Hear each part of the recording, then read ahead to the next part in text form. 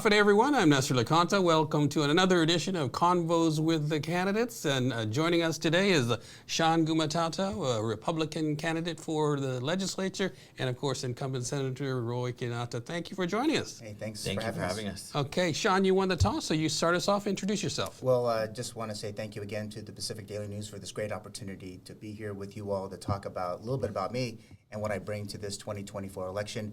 I'm bringing with me. I'll start with 13 years of broadcast experience. A majority was on the set right across the road here at KWM TV as a broadcast journalist, so getting to see the stories and helping deliver that to people every day. And then I also bring 10 years of senior level government experience, government of Guam experience, from my role as Deputy Chief of Staff to the Office of the Governor of Guam under former Governor Felix Camacho, as the Director of Policy Planning and Community Relations for the Judiciary of Guam. Great experiences. But importantly, what I'm probably most proud of, Nestor, is the bringing of small business experience. 12 years in the private sector as a small business owner.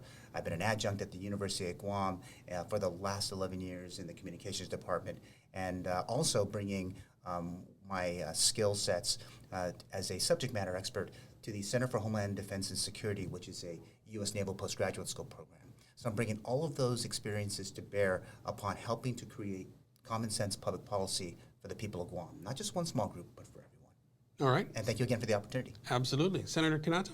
Thank you again to PDN for having us. I'm really looking forward to this election. I'm really asking for the people one more time, to be in the legislature and be in the 38th. I think I want to continue to work and work with my colleagues to try to resolve a lot of the situations our island continues to face and ensure that the next generation doesn't inherit those same challenges as the previous. And I think that's where we can measure our success in our government operations, is if we're improving the quality of life and in adjusting and ensuring efficiency across the board. I do want to improve line efficiency. I don't like lines. I don't think anyone does. I think there's a lot of digital opportunity that we can take advantage of. There's a lot of economic opportunity, especially with the military and the hub zoning. As long as we have a Republican Senate, there'll be a lot of money spending in the military side, and we can take advantage and improve, again, the quality of life for the next generation, from our duk-duks to our adudus and our nennies to our nanas. So, yeah, I just want to continue to work the people and do my best and let the Lord do the rest. All right. So as part of our PDN Convos with the Candidates, we've been giving each candidate an opportunity to talk about what their plans are if they are to make it into the next legislature, and we'll start one at a time. Shawn, what's your top issue and how would you address it? I think the number one issue that's facing this economy, Nestor, is the economy. And if elected, I will work absolutely very quickly to try to get the business privilege tax rolled back. I think that we've been, as many small businesses know, that the rollback will allow them to invest in their fleets, invest in their people, invest in things that would matter to their bottom line. With much of what's happening locally, we see the economy is struggling already, but I believe that with this rollback, it'll be absolutely critical. But you just can't do the rollback without trying to shore up the workforce. And I really believe that if there's two really important things we can do. One is to work with the judiciary and invest money in the reentry court. You know, we should be a community of second chances, and giving the court that opportunity and funding to help those that really have a chance to do something different. It'll allow, well, one, people to get people back to work. And right now, every business I've talked to has said that we're just having a hard time staffing. And probably the most important is we must ensure that we fund, support with policy the Guam Department of Agriculture's master plan, the agricultural master plan. By doing that, we're looking at fishing and farming and even some other resources for livestock. But we need to look at that plan. We need to invest in it. It's a great plan. They've been having great community meetings throughout the island. I think we should get behind that. Okay, you mentioned real quick the reentry. Can you elaborate on that? Yeah, so what happens is that the judiciary works with the Department of Corrections, identifying those maybe first offenders, and these guys who really might have made a huge mistake when it comes down to whether it be a drug crime or you name it. And then they'll get the job training. They'll, obviously this is heavily reliant on a lot of support from the private sector. Yeah. And then you get in training, and then they get their driver's license or IDs back, get them maybe housing, and then they can contribute back to our community. Yeah, so criminal conviction is not going to preclude them. That's right. Preclude them from getting a job. Absolutely. Okay, Senator Quinata, what is your top issue, and how you specifically would you address it?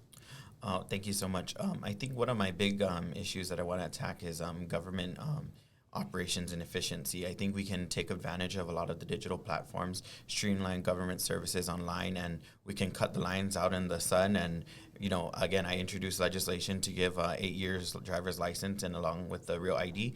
And I think it's been a good, successful legislation, and I'm very happy that it's in effect. But I think we can do other programs like that and streamline, again, online and differ ourselves from paperback operations. I think also we've been spending too much money on public notices in the newspaper. Maybe we can cut back and use the digital platform to cut costs and also. Okay, I'm not going to comment on that, but go ahead.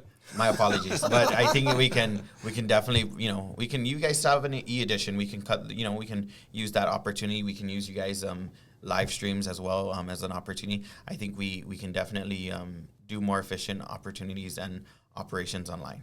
Yeah, and one of the other things I think a lot of people have talked about, and I think you touched on it, is automation, is the AI. Is that something in the works too that you're taking a look at? Well, definitely, it's something that we all have to address. I think, we already know that globally we're going to be taking a huge leap of faith with the advanced intelligence. It's a lot of responsibility. We still have a lot of difficulty with that locally with hacking and whatnot. But I think we have to look into that because we are a digital hub space. As one people can say that the military sees Guam as an unsinkable battleship, we are also an unpluggable link between the Pacific region and internationally and nationally, right? Okay. Shawn, your second issue that you'd like to tackle if you are elected to the 38th? I think the next and probably the biggest thing is that we have to really support our elderly. I've watched my family who've really had to go really bend over backwards to try to take care of a loved one, and it's been absolutely critically difficult. And if elected, I would like to try to put out legislation that will actually create a new industry to help support our elderly care, whether it be in medicines and housing and other types of services for the elderly. And would like to work with the Guam Economic Development Authority to come up with a qualifying certificate program for the elderly care specifically. There are a lot of companies, Nestor, across America that are very important specialization in senior care, and if we can attract that kind of business to Guam, it could really help our seniors. And then second to that, or probably as important with that, is just again getting the word out and working in our villages to say, hey, listen, there's this important service, do you need help? And identifying it and getting them to be part of this important program. Maybe it comes through the Department of Public Health as well. All right. Senator Quinata, you got a second issue that you want to tackle if you should make it back into the 38th? Certainly, I think housing and infrastructure are, both hand-in-hand critical issues that we continue to hear. With the military buildup, I think we can make Uncle Sam pay for some more infrastructure development, and that's why I think it's very critical for us to start investing in CIP projects and start putting infrastructure down in Chamorro Land Trust properties, and also cutting the bureaucratic red tape so that we can actually have development move forward and progressively engage our other villages. We love Tumunning, we love Dedido, but there's so much growth that needs to happen outside of those areas. It's already overly congested, and I think investing in other areas, even the south, is a priority for me. So I think we can boost housing opportunity with the HUD funds again and with the military build-up. So hopefully Uncle Sam and whoever our congressional representative is, I'll be pushing on their desk to help get us more infrastructure funds so that we can improve the housing market on Guam as well. All right, time for a quick break. We will continue our conversation with Senator Roy Quinata and Shawn Gumataotao, who just happens to be the chairman of the Republican Party of Guam. Please stick with us. Don't go away.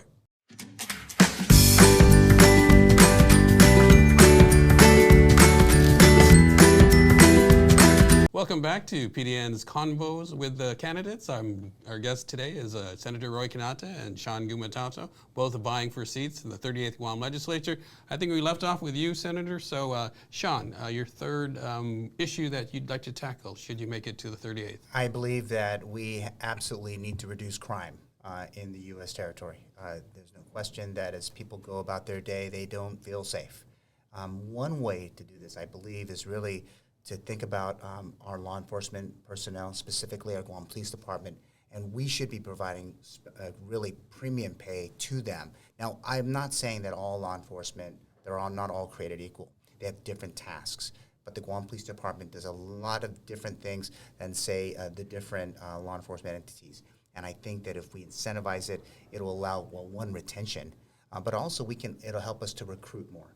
And if they're the beat cops that are on the streets, that is an absolute important thing right now. Presence really is a deterrent. Now, I'm not saying that we don't need our customs, we don't need our marshals and the courts and the like. No, I didn't say that. If we identify and give this group of law enforcement folks a little bit different pay, we really are going to keep, we'll have people on the streets, and it'll allow us also to really kind of change the way people think about policing in Guam. Yeah, so you're talking about more patrol officers on the beat. Absolutely, and because when you start to give that kind of pay, it's more likely they're not going to seek those other roles. They're going to try to, I want to be a police officer. We have generations of families who have been that. And now some of them, because of maybe some different things, they like the regular 8 to 5 versus maybe the shift work that is entailed in GPD. All right, Senator Quinata, here's the issue that you'd like to tackle. Thank you so much. So my platform is very simple. It's HEAL, HEAL. So one of the big ones is economic development, and I think we need to continue to invest in entrepreneurship and funding GUMA incubation hubs, and support these business communities, because it's a public-private partnership in everything, right? We tax them, and it works in a twofold system. And I think when we have successful business, we have successful business partners, right? So I think we can continue to invest in that partnership, and again, streamline the government service, and maybe cut the BPT back and proceed with sharing some of the wealth back into the community, and engaging other business activities internationally. And I think we need to look at the cabotage and the other federal issues that we need to address, so that we can have better business opportunities for others and invest in that again. Yeah. Can you elaborate on cabotage for people who might not be familiar with it? That has to do with the airlines, right? Yes, so certainly I think we can open up the free market again. Right now we have a black box of specific carriers, when we can open up to other carriers and hopefully potentially give us lower rates. I think right now we've continuously had our brothers and sisters in the Northern Marianas continue to suffer, most especially alongside with us, that we've only had like United carrying our loads, right, and our people, but we can offer it to other companies out there. Hawaiian Airlines maybe want to take a route, China, Cebu, there's alternative airlines out there that can help, probably alleviate this weight from our shoulders and allow others people to travel in and out, right? I think we really have an export of our talent and our people, and what we need to do is do an exchange instead, so that we can make travel cheaper and people can come in and out in the same token with ourselves. All right, Shawn, we've got some time, so Sure. You got a fourth issue that you wanted to address. I think for me, as a person who is an adjunct at the University of Guam, I just was thinking about an additional way to help maybe with the economy is to, we need to, support policy and maybe funding. There is a program at the University of Guam where they do a lot of work using federal dollars to be able to add to different aspects of the research engine at the University of Guam, whether it's using certain tools to dive near the trench, to do something near shore. But we need to do a better job of protecting that with policy, so that those inventions, they should be made in the United States. If Guam is a premier marine lab, as an example, and a research center, that we should get behind and make sure we protect. There are other divisions within the University of Guam, from the ag side to some of the other sciences. We were talking earlier about AI. Little known factoid is that the University of Guam's computer lab has been doing work with Google for almost a decade in terms of how we contribute back to artificial intelligence. The key is to continue to develop tools, protect them, so that money can be used to help fund other research and support the programs at the University of Guam, as an example. All right, Senator Gumataotao, I got a couple of minutes for a fourth issue. If you, I know you've been very adamant about getting Sanchez rebuilt. Thank you for bringing up that subject. That was definitely where I was going on. So, I did pass legislation, the Makaha Act, modernizing the procurement process also. But I think we want to see the school built in whatever way we can. As a fellow alumni, I know my baby sharks are suffering again with this double session. It's a very unfortunate circumstance for them to be facing. I did attend Simon Sanchez when it was first shut down, but I really want to see that school built. I want to see the students out of the double session. I know it's a hard operation with the teachers, the students, and most especially the bus operations. It's been a difficult road for them all. But I think I'm very, very hopeful that we can actually have a groundbreaking by the end of this year. We've already had the construction management awarded. I continue to push the construction manager to get that permit done and execute it so that we can actually have a groundbreaking hopefully by the end of this year. Again, I just want to see the school built, and we will work with whoever we need to get it done as soon as possible and get our baby sharks into their new home. All right. Thank you. So it's time now for our final concluding remarks. Shawn, maybe you can look at the camera and tell people why should they vote for Shawn Gumataotao for the 38th Guam Legislature. Yeah, first off, thank you, Nestor, for the opportunity to be here today, and let me just thank all of you for watching. I'm here. I'm asking for your support. I'm number 7 on the ballot. I'm bringing a bit of a different type of experience to a third branch of government, as I mentioned earlier. But this wasn't enough time to be able to go into much detail, so I do have a website at ShawnGumataotao.com in terms of all the details that we kind of touched on, a little bit more of the expansion of it. And I would encourage everyone to get out and vote. I would encourage you to vote early, especially if you believe that Super Tuesday is going to be more challenging for you. And when you do, don't forget to vote for me, number 7. Shawn Gumataotao for Senator. Thank you guys again for watching and continue to watch this important program of the Pacific Daily News for all your election news and information. All right. Thank you very much. Shawn, Roy, your closing remarks, please. Thank you so much, Nestor, and thank you to PDN for sponsoring us and giving us this opportunity, most especially to you, the viewers, who are giving us the time of day to voice our concerns with you and give us the opportunity. So I really just want to ask you for your support for this coming election. I encourage you to go early vote at Westin Hotel and get some coffee for a discount price.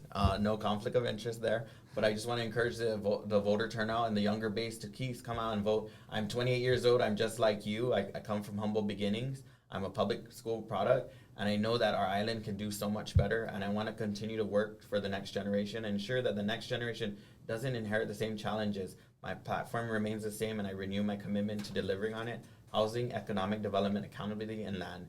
And I know that our community continues to have so many issues arise, and we will work towards those issues, and we will try to find resolve for all of them. I know that we need to continue to work as a community, and if you bifurcate the word community, it's communication and unity. So I want to encourage everyone to take pride in your island and ensure that your voices are heard loud and clear this coming election, November 5th. Thank you. All right, we actually got 2 minutes left, so I just want to really quickly, is there an ability for the legislature, the 38th Guam legislature, to close the gap and maybe be less confrontational and work together? Real quick, 20 seconds. You know, Lester, that's a very good. Nestor, that's a very good question. But it's the beauty of politics, and that's the party alliance sometimes, but also it's a part of democracy, right? We're not going to always agree, but we hope to agree to disagree. Yeah. Shawn, you would be a first timer if you get in. Well, this community is asking for change, and they're also going to vote for a change. I think what they've been seeing is something that has been a bit different, but also has it been productive? Has it helped over the last 2 years? And I think people are going to get out and vote, and they'll decide that. And I think that dialogue will change in the 38th. All right. Shawn Gumataotao, Republican for Senator in the 38th Guam Legislature, and incumbent Democrat, Senator Roy Quinata, both asking for your vote. I'm Nestor Lecanto. Thanks for watching, everybody. We'll see you next time on the next edition of the PDN's Convos with the Candidates.